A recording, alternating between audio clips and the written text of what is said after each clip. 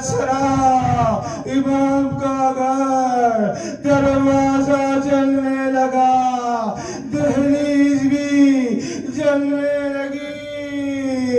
امام نے یہ منظر دیکھا، مجھے نہیں معلوم جب آپ نے اپنے مستورات کو، اہل بیت اطہار کو اس حالت میں دیکھا، چاروں طرف آنکھیں، درمیان میں اہل بیت اطہار، کبھی اس حجرے سے دوسرے حجرے کی طرف، اس جگہ سے دوسری جگہ کی طرف۔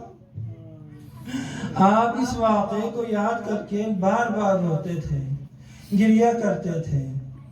کسی نے پوچھا مولا آپ کیوں گریہ کر رہے ہیں، کیوں رو رہے ہیں؟